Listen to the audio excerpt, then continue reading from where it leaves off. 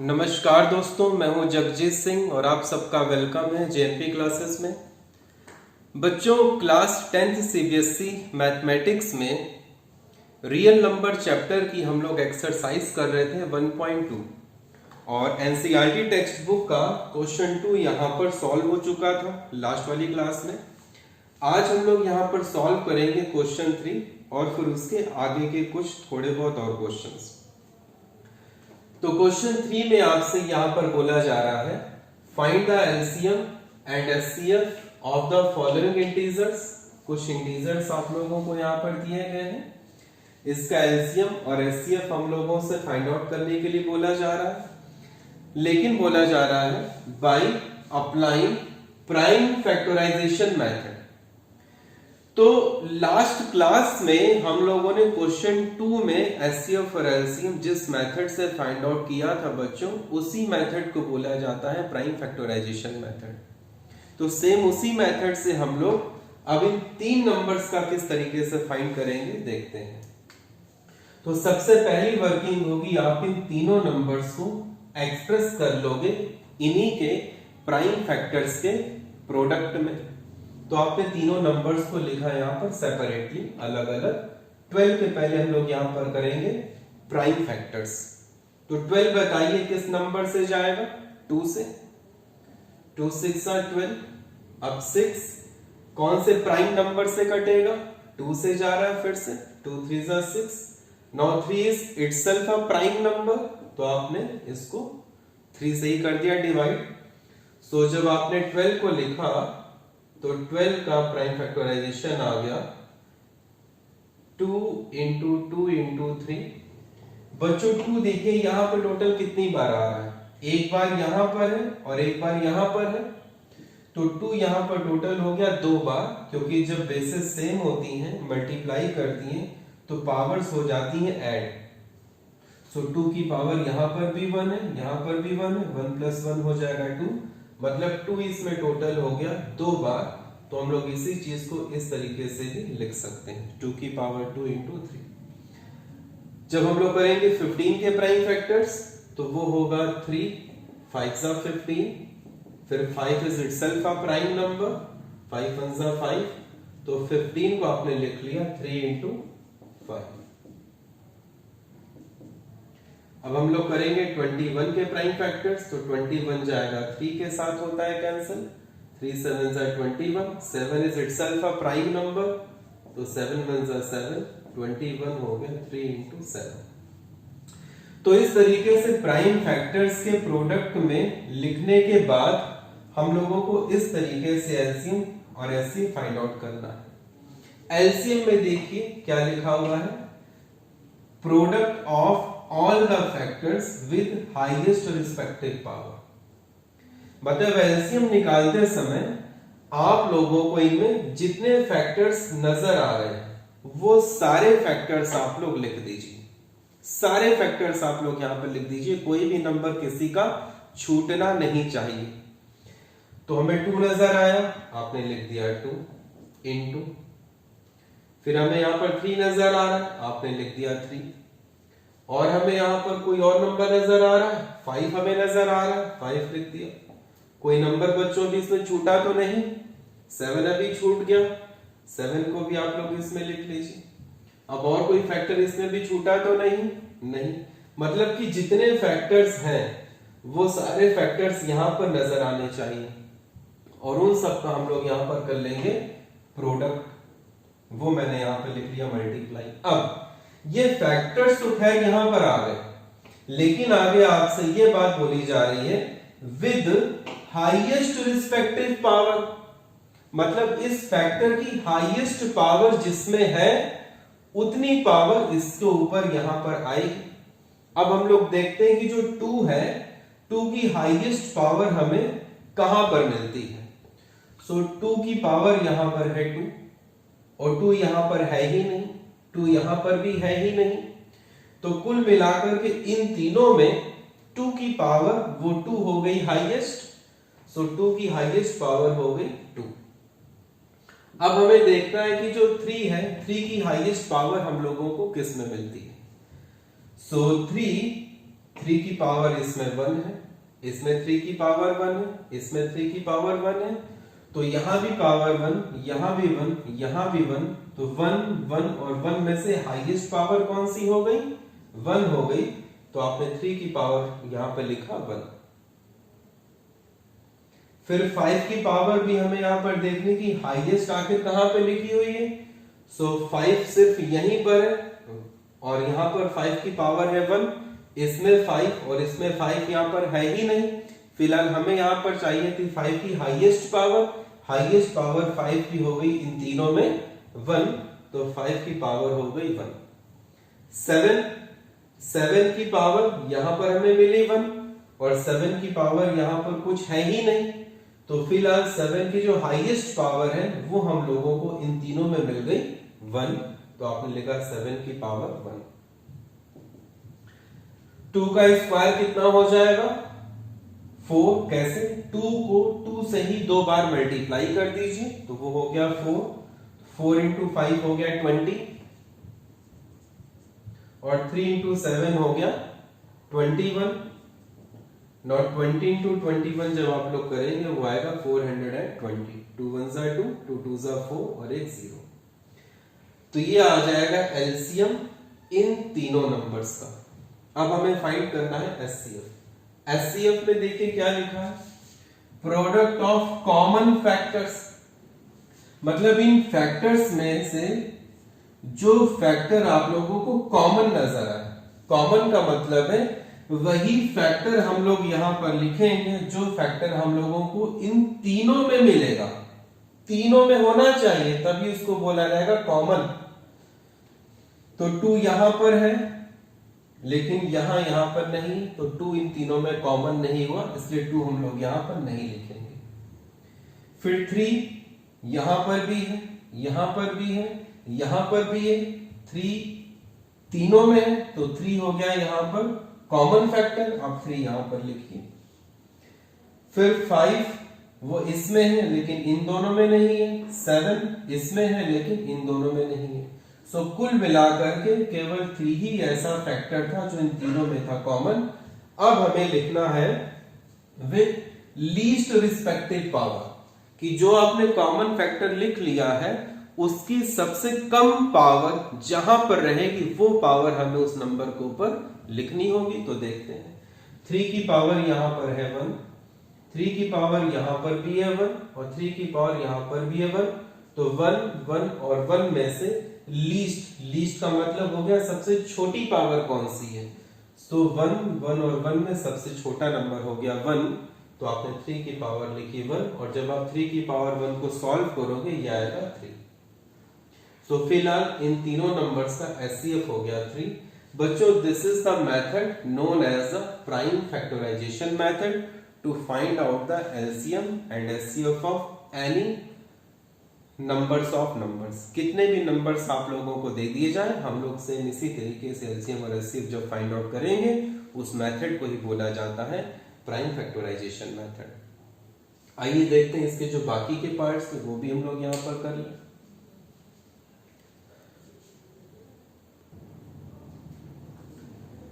Second वाला part 17 आपने लिखा। Now this 17 is itself a prime number, तो आप डायरेक्टली इसको 17 से डिवाइड कर दीजिए। 17 1 जा 17, तो 17 को हम लोग लिखेंगे सिर्फ 17। 23 आप लोगों को बच्चों पता है कि 23 is itself a prime number, ये खुद ही होता है प्राइम नंबर, तो आपने लिख दिया यहाँ पर 23 1 जा 23, सो 23 को सिर्फ लिखा जाएगा यहाँ पर 23 करके। इसी तरीके से 29 भी बच्चों प्राइम नंबर ही होता है, तो आप डायरेक्टली इसको 29 से ही डिवाइड करोगे। 29 1 जा 29, तो कुल मिलाकर के ये हो गया। अब एलसीएम में लिखा हुआ है product of all the factors, मतलब जितने फैक्टर्स आप लोगों को दिख रहे हैं आप वो सारे फैक्टर्स लिख दीजिए। तो हमें यहाँ पर 17 दिखा, यहाँ पर 23 दिखा, यहाँ पर 29 दिखा। अब आपसे बोला जा रहा है कि आप उसकी हाईएस्ट पावर के साथ में उसको लिखिएगा। तो हमें देखना है कि 17 की पावर हमें हाईएस्ट किस में मिलती है। तो इसमें तो फिलहाल बच्चों 17 है ही नहीं, सिर्फ इसी में है, और यहाँ पर 17 की पावर है 1, तो वही हो जाएगी 17 की हाईएस्ट पावर, तो वो लिखा 1। इसी तरीके से जब आप लोग 23 की यहाँ पर हाईएस्ट पावर ढूंढोगे, सो 23 की हाईएस्ट पावर हमें मिलेगी सिर्फ इसी में, और वो है 1, और 29 की हाईएस्ट पावर वो भी हमें मिलेगी 1। तो 17 की पावर 1 हो गया 17, 23 की पावर 1 हो गया 23, 29 की पावर 1 हो गया 29। जब आप लोग इन तीनों को मल्टीप्लाई करोगे तो आपका रिजल्ट आ जाएगा 11339। पहले आप इन दोनों को मल्टीप्लाई करिएगा, फिर जो रिजल्ट आएगा उस वाले रिजल्ट को आप मल्टीप्लाई करिएगा 29 से, तो फाइनली आपका एलसीएम का जो आंसर आएगा वो आएगा 11339। अब हम लोग बात करते हैं बच्चों एचसीएफ निकालने। तो एचसीएफ में इन लोगों ने बोला product of the common factors with least respective power. तो कॉमन फैक्टर का मतलब हो गया ऐसा फैक्टर जो हमें इन तीनों में नजर आए। तीनों, तो बच्चों इन तीनों में कोई भी फैक्टर कॉमन है ही नहीं, तो इसका मतलब क्या हम लोग वहां पर लिखेंगे कि इसका एचसीएफ कुछ भी नहीं होगा। तो बच्चों ऐसा नहीं है। जब कभी भी हम लोगों को यहां पर कोई भी प्राइम फैक्टर कॉमन ना नजर आए, उस वक्त एचसीएफ आप लोग हमेशा लिखोगे 1। ठीक है ना, कितना 1। तो जब भी हम लोगों को कोई भी फैक्टर तीनों में कॉमन नजर नहीं आएगा और हम लोगों को लिखना पड़ जाए एचसीएफ, तो आप हमेशा लिखोगे 1। तो ये रिजल्ट आप लोग बच्चों हमेशा याद रखिएगा कि जब कोई भी फैक्टर कॉमन नहीं होता है, एचसीएफ उन नंबर्स का हमेशा 1 होता है। तो एलसीएम आ गया ये और एचसीएफ आ गया ये, इन तीनों गिवन नंबर्स का। लास्ट वाला पार्ट भी देख लें बच्चों। लास्ट वाले पार्ट में जब आप लोग करोगे 8 के प्राइम फैक्टर्स, तो 8 आ जाएगा 2 की पावर 3, 2 इंटू 2 इंटू 2, ये हो जाएगा 2 की पावर 3। और जब आप करोगे 9 के प्राइम फैक्टर्स, तो वो आएगा 3 इंटू 3, यानी कि 3 आएगा इसमें 2 बार, दैट इज 3 की पावर 2। और जब आप करोगे 25 के प्राइम फैक्टर्स, तो वो आएगा 5 इंटू 5, मतलब 5 की पावर 2। 5 यहां पर 2 बार आ रहा है। अब एलसीएम में क्या है, product of all the factors. तो आपको जो फैक्टर्स इसमें दिख रहे हैं, आपको सारे नंबर्स यहां पर लिख दीजिए, कोई भी नंबर आपका छूटे नहीं। तो हमें इसमें तीनों में दिख रहा है 2, तो आपने 2 लिख दिया। फिर अब हमें 3 भी नजर आ रहा है, आपने 3 लिख दिया। अब आपको 5 नजर आया, आपने लिख दिया 5। मतलब कोई भी फैक्टर छूटना नहीं चाहिए, वो आप लोगों को यहाँ पर नोट कर देना है। इसके बाद जो फैक्टर हम लोगों ने यहाँ पर लिख रखे हैं, उसके बीच में आप लगाओगे मल्टीप्लाई, क्योंकि यहाँ पर क्या लिखा हुआ है, प्रोडक्ट। अब जो फैक्टर्स हम लोगों ने यहाँ पर लिखे हुए हैं, इनकी जो पावर्स लिखी जाएगी, तो वो बोला जा रहा है विद हाईएस्ट रिस्पेक्टिव पावर। तो देखते हैं 2 की हमें हाईएस्ट पावर किस में मिलती है, जिसमें मिलेगी वही पावर आ जाएगी 2 के ऊपर। सो 2 की पावर हमें सिर्फ यहीं पर मिल रही है 3, और यहां पर 2, और 2 यहां पर है ही नहीं। तो कुल मिलाकर के 2 की अगर हम लोग हाईएस्ट पावर के बारे में पूछें, तो आप लोग बताइए 2 की हाईएस्ट पावर इन तीनों में से किस में हो गई, इसमें है, और वो पावर यहाँ पर है 3, तो आपने 2 की हाईएस्ट पावर लिख दी 3। इसी तरीके से बच्चों अब आपको देखना है कि जो फैक्टर हमने यहाँ पे भी 3 लिखा है, इसकी हमें कहां पर हाईएस्ट पावर मिलेगी। तो हाईएस्ट पावर हमें मिलेगी सिर्फ इसमें, क्योंकि इसमें और इसमें तो 3 यहाँ पर है ही नहीं, तो यही पावर हो जाएगी हाईएस्ट पावर। सो 3 के ऊपर पावर आ गई 2। इन द सेम वे जब आप लोग 5 की हाईएस्ट पावर इसमें सर्च करोगे सेम इसी तरीके से, तो वो आएगी 5 की पावर 2। अब आप लोग इसको सॉल्व कर लीजिए। 2 क्यूब का मतलब हो गया 2 को 2 से ही 3 बार मल्टीप्लाई करो। 2 इंटू 2 इंटू 2, वो हो गया 8। 5 इंटू 5, 5 का स्क्वायर का मतलब हो गया 5 को 5 से ही 2 बार मल्टीप्लाई करो। 5 का स्क्वायर हो गया 25, और 3 का स्क्वायर हो गया 3 इंटू 3 9। 25 को जब आप लोग 8 के साथ मल्टीप्लाई करोगे तो 25 इंटू 8 हो जाएगा 200 और इंटू 9 ये चीज लिखी हुई है 200 इंटू 9 हो गया 1800। सो ये हो गया एलसीएम 1800 इन तीनों नंबर्स का। अब इसके बाद है product of common factors with least respective power. तो बच्चों फिर से इन तीनों में कोई भी ऐसा नंबर नहीं है जो हमें तीनों में यहां पर कॉमन मिल रहा हो। कॉमन का मतलब ऐसा नंबर जो इसमें भी दिखे, इसमें भी दिखे और इसमें भी दिखे। तो अभी जस्ट इसके पहले वाले क्वेश्चन में मैंने आप लोगों को यही बात एक्सप्लेन करी है, जब भी कोई फैक्टर हम लोगों को कॉमन नहीं दिखता है और अगर एचसीएफ हम लोगों को फाइंड आउट करना हो तो आप हमेशा लिखोगे 1। अब मैं आपको इसका रीजन बता दूं, बोल दो कि हम लोग एचसीएफ आकर इसमें 1 क्यों लिखते हैं। तो एचसीएफ इसमें हमेशा 1 इसलिए बच्चों लिखा जाता है क्योंकि एचसीएफ का फुल फॉर्म होता है हाईएस्ट कॉमन फैक्टर। तो बच्चों कोई भी नंबर हो 1 तो उसका फैक्टर होता ही होता है ना। तो अगर आगे के बड़े बड़े नंबर उसमें कॉमन नहीं आ रहे क्योंकि 1 सभी का फैक्टर होता है तो सभी में कॉमन फैक्टर तो 1 जरूर होगा। इसलिए जब हमें कोई फैक्टर कॉमन नहीं मिलता है तो हम लोग हमेशा उसमें लिखते हैं 1।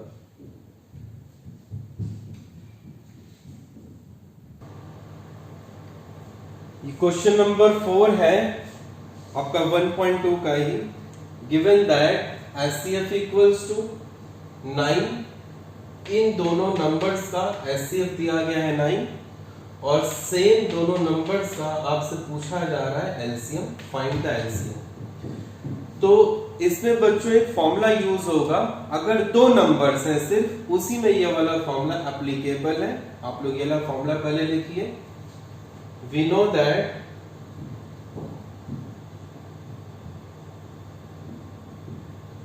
HCF into LCM is equal to product of 2 numbers. क्या है formula? HCF into LCM is equal to product of 2 numbers. तो एचसीएफ की वैल्यू आपको दी गई है 9, आपने यहां पर लिखा 9। एलसीएम आप लोगों से ये लोग पूछ रहे हैं तो आपने एलसीएम के प्लेस पर लिखा है एलसीएम। ये चीज हमें अभी फाइंड आउट करनी है। फिर यहां पर लिखा हुआ प्रोडक्ट ऑफ 2 नंबर्स। 2 नंबर्स आपको ये लोग बता रहे हैं, पहला नंबर ये है, दूसरा नंबर ये है। इन दोनों का हमको यहाँ पर लिखना है प्रोडक्ट। प्रोडक्ट का मतलब हो जाएगा मल्टीप्लीकेशन। तो आप इन दोनों को मल्टीप्लाई करके यहाँ पे लिखिए, वो हो जाएगा 306 इंटू 657। ठीक है ना। अब एलसीएम क्योंकि हमें इसमें फाइंड आउट करना है तो आपने लिखा एलसीएम। 9 यहाँ पर मल्टीप्लाई कर रहा है, उस तरफ जाकर के डिवाइड करेगा तो ये हो गया 306 इंटू 657 अपॉन 9। 9 3 ज़ा 27, यहाँ पर बचा 3 और 6 हो गया 36, 9 4 ज़ा 36, ये हो गया 34 इंटू 657। बच्चों जब आप लोग 34 को 657 के साथ मल्टीप्लाई करोगे तो ये आएगा 22338। ठीक है, आप लोग एक बार इसका मल्टीप्लिकेशन बच्चों चेक भी कर लीजिएगा, यही इसका रिजल्ट आएगा। तो एलसीएम आंसर हो गया। तो ये फॉर्मूला बहुत इंपॉर्टेंट है। ये फॉर्मूला सिर्फ और सिर्फ तभी एप्लीकेबल होगा जब 2 नंबर्स आप लोगों को दिए जाएंगे। 2 से ज्यादा नंबर्स में ये वाला फॉर्मूला होल्ड नहीं होता है।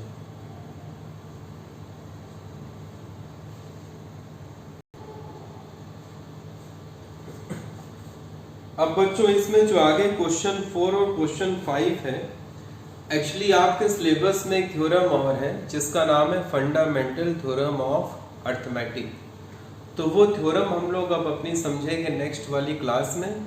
और उस थ्योरम को समझने के बाद किस तरीके से आप क्वेश्चन और 5 में उस थ्योरम का यूज करोगे और आप लोगों को उस थ्योरम का कुछ पोर्शन एग्जाम में भी जरूर वहां पे लिखना है। That is with the help of this theorem we can show that आपके जो एनसीईआरटी के क्वेश्चन 4 और 5 हैं, सॉरी क्वेश्चन नंबर 5 और 6 स्पेशली, उसमें हम लोग उस थ्योरम का इसमें यूज करेंगे। तो वो चीज़ हम लोग यहाँ पर देखेंगे अपनी नेक्स्ट वाली क्लास में। और अगर आप लोग ये वीडियो इस वक्त YouTube चैनल पर देख रहे हो तो आप इस चैनल को सब्सक्राइब करिए और नीचे जो बेल आइकन बच्चों दिया गया है आप लोग उसको नोटिफिकेशन के लिए ऑन ज़रूर कर दीजिएगा, ताकि कोई नया वीडियो जैसे ही अपलोड हो उसका नोटिफिकेशन आप लोगों को मिल जाए। और अगर आप ये वीडियो JNP क्लासेस के फेसबुक पेज पर देख रहे हो तो आप फेसबुक पेज को फॉलो कर लीजिएगा, ताकि नए वीडियो का नोटिफिकेशन आप लोगों को तुरंत ही मिल जाए। और अगर आप लोगों की मान लिया किसी भी तरीके की 10th क्लास की मैथमेटिक्स को या किसी और क्लास की मैथमेटिक्स को 9th से लेकर के 12th तक की कोई भी अगर आप लोगों की मान लिया क्वेरी है तो ये व्हाट्सएप नंबर यहाँ पे लिखा हुआ है, आप लोग इसको ऊपर सेपरेटली अपनी इंक्वायरीज को डिस्कस कर सकते हो। सो इन्हीं वर्ड्स के साथ बच्चों wish you all the very best. Now we will meet in the next class with the new topics. Thank you so much.